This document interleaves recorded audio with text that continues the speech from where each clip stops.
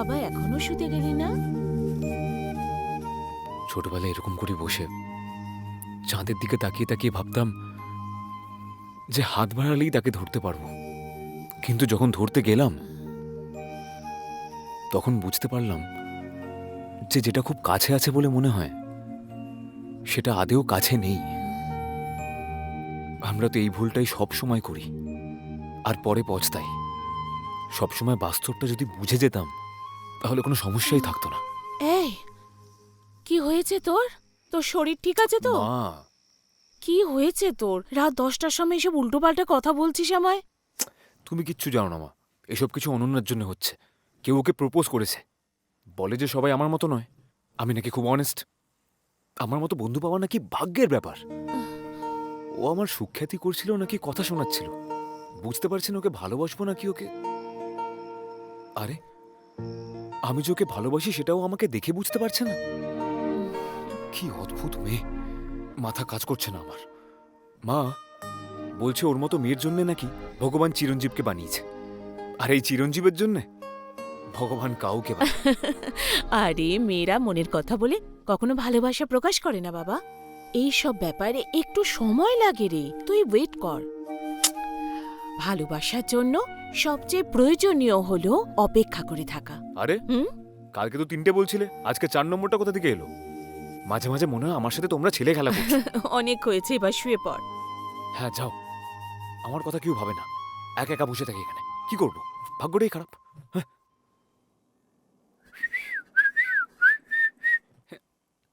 হ্যাঁ অনন্যা বলো। কোথায় আছো? বাড়িতেই আছি। বাড়িতে কি করছো? মা খাবার বানাচ্ছে, কিছু ভালো বানাচ্ছে হয়তো, তাই অপেক্ষা করছি। তুমি কি করছো? আজ করোনা নেই বলে রান্নাই হয়নি, তাই এখন ভাবছি কি খাবো। এত চিন্তা করার কি আছে, অনলাইনে অর্ডার করে দাও। কিন্তু আমি থাকতে সেটা ভালো দেখাবে না, তাই একটা কাজ করো, তুমি একটু ওয়েট করো, আমি খাবার নিয়ে আসছি। না দরকার নেই, ইটস ওকে। আরে আমি বলছি তো, একবার মায়ের হাতের খাবার খেয়ে তো দেখো, খুব ভালো লাগবে। আমি আসছি, ঠিক আছে?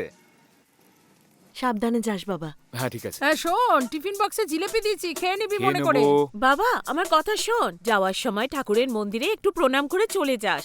এই শোনো, আমি ওসব মন্দিরে প্রণাম টনাম করতে পারবো না। এইসব করতে হলে তোমরাই করো, সারাদিন তোমাদের কাছে অনেক সময় আছে। মন্দিরে নাকি প্রণাম করতে হবে, নারকল ফাটাও, ধূপকাঠি জ্বালাও।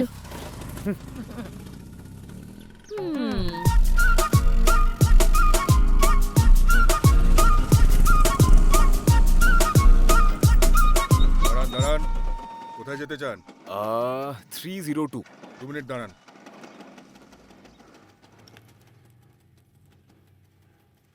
হ্যালো ম্যাডাম, সুইগির ছেলেটা এসছে। আমি ডেলিভারি বয়? এই কালো ড্রেস পরেছি বলে আমি ডেলিভারি বয়? মারবো নাকি একটা, দেবো নাকি কানের নিচে? পাঠিয়ে মুখে দাও। যা আসে তাই বলে ঠিক দিস। আছে ম্যাডাম, আপনি যান, আপনি যান যান। চুপ, ফালতু লোক একটা। আরে আমার বাড়ি থেকে তোমার বাড়ি আসতে তো 5 মিনিট লাগলো। তাই?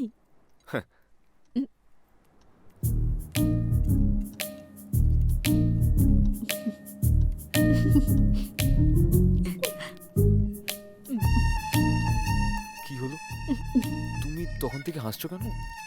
কিছু না, ওই সিকিউরিটি গার্ড। বাহ দারুণ, এত কষ্ট করে বাড়ি থেকে খাবার নিয়ে এলাম আর তুমি আমাকে নিয়ে। না ঠিক আছে, Sorry, আমারই sorry. ভুল। বাই দ্য ওয়ে, খাবারটা ভীষণ টেস্টি, একদম আমার বাড়ির খাবারের মতো। আরে হ্যাঁ, ঘরের কথায় মনে পড়লো, তুমি কখনো বলনি তোমার মা বাবা? আমার মাই আমার সব কিছু, মা ছাড়া আমার কেউ নেই। আচ্ছা, এই উইকেন্ডে তোমার কি প্ল্যান? খাওয়া দাওয়া এসব বাদ দিয়ে আমি অন্য কিছু করতে চাই। আমি বলতে চাইছি যে কোনো মন্দিরে গিয়ে পুজো দিতে চাই। মন থেকে চাইলে সব পাওয়া যায়। আচ্ছা, হ্যাঁ সত্যি। কোথায় যাচ্ছ? জিলিপি না খেলে পদ্মা মাসি আমাকে মেরে ফেলবে। আরে খাবো তো, আগে হাতটা তো ধুয়ে আসি। হ্যাঁ ঠিক আছে ঠিক আছে, যাও।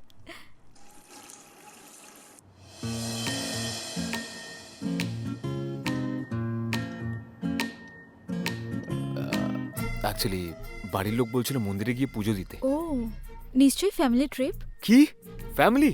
না না, কোনো ফ্যামিলি ট্রিপ না। ও বললাম তোমরা যেতে চাইলে যাও, আমি এই বয়সে তোমাদের সাথে মন্দিরে গিয়ে কি করব? তাহলে একা যাবে? আর কে যাবে আমার সাথে, একাই যাও।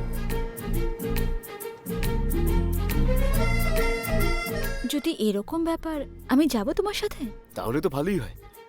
ঠিক আছে, তাহলে আমি গাড়ি নিয়ে আসছি। বাই।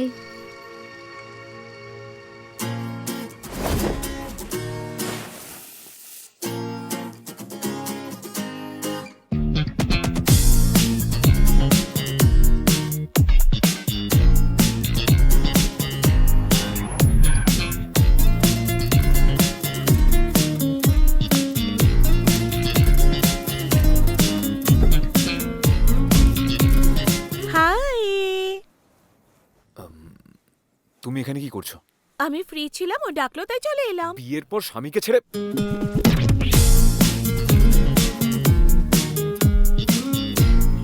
আমি ওকে ডেকেছি। বিষ্ণু দেশের বাড়ি গেছে, ও একা বাড়িতে কি করবে? হ্যাঁ, ভালোই করেছো।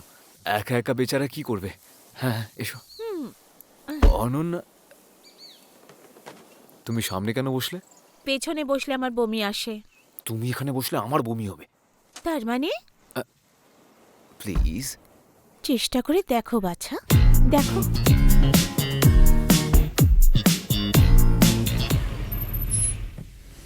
সব সময় নিজের কথা ভাবে।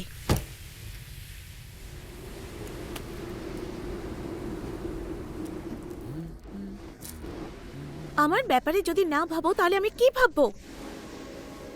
তোমার জন্য নিজের স্বপ্নগুলো ভুলে গেছি, এত কিছু করেছি। করুণাকে দেখো একবার। প্লিজ আমার সঙ্গে কথা বলো না।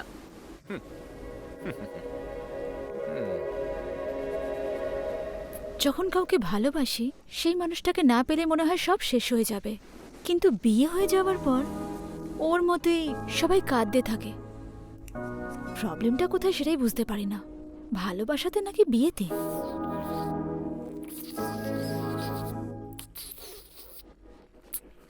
চিরু, হুম, কি বলছি শুনছো? হ্যাঁ হ্যাঁ হ্যাঁ, তোমার কথা শুনছি তো। অ্যাকচুয়ালি তুমি একদম ঠিক কথা বলছো। প্রবলেম শুধু ওদেরই নয়, সবার প্রবলেম। কারণটা জানো? শুধু ভালোবাসো, আমরা কেউ কাউকে ছাড়া বাঁচবো না। আমি তোমার রোমিও, তুমি আমার জুলিয়েট, দুজন দুজনকে ছেড়ে থাকতে পারবো না। বিয়ের পর তুমি আগে খাবে, তারপর আমি। তুমি সাবান লাগাবে, আমি কাপড় কাচবো। এরকম কথা দেওয়ার কোনো মানেই হয় না। ছেলেরা একটু ভালোবাসলেই মেয়েরা হাজার একটা স্বপ্ন দেখতে শুরু করে, আর বিয়ের পর এসব কিচ্ছু হয় না। তখন সব স্বপ্ন, আশা, ভরসা ভেঙে যায়। এটা তো ঠিক নয়। আসলে কি হওয়া উচিত? যখনই দুজনের মধ্যে কোনো সমস্যা হবে, তখন একে অপরকে দোষ না দিয়ে ওটার দুজনে মিলে সমাধান করা উচিত। আর এটা ভাবা উচিত যে এরপর যাতে আমাদের মধ্যে কোনো সমস্যাই না আসে। বাস্তবে এটা হয় না। সব জায়গায় এক জিনিস। যদি আমাকে জিজ্ঞেস করো তাহলে আমি বলবো, একটা মেয়ের জীবনে তার স্বাধীনতা থাকবে, শখ, আহ্লাদ, সুখ, শান্তি, ভালোবাসা সব থাকবে। আর এই সব কিছুর জন্যে তারা কার উপর ডিপেন্ড করবে? তারা একটা ছেলের উপর ডিপেন্ড করবে। সেই কারণে সব দায়িত্ব একটা ছেলের উপর এসে পড়ে। কিন্তু এই ব্যাপারে আমার কোনো টেনশন নেই, বরঞ্চ আমি সব দায়িত্ব নিতে রাজি আছি। তোমাকে আমি রানীর মতো রাখতে পারবো কিনা জানি না, কিন্তু কোনোদিন কষ্ট দেব না। তুমি আমাকে বিয়ে করলে তুমিও খুব সুখে থাকবে, আর আমার জীবনটাও সুখে ভরে উঠবে। এর থেকে বেশি আমি আর কিচ্ছু চাই না। আসলে আমি যে তোমাকে কতটা ভালোবাসি।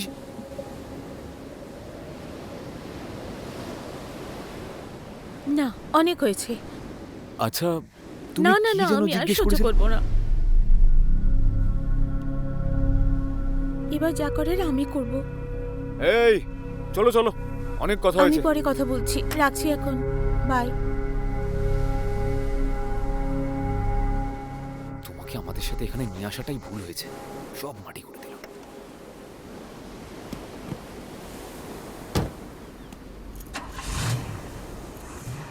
আমি সামনে বসলে নাকি ওর বমি আসে। গাড়িতে বসো।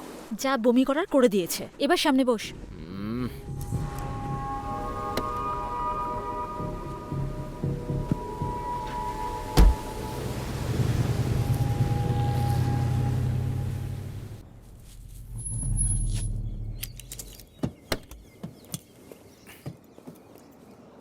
আরে ওই সিনেমাটা তো এই এই মেয়েটাই ছিল।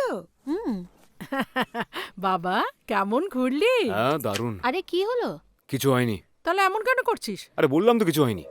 হ্যাঁ হ্যাঁ হ্যাঁ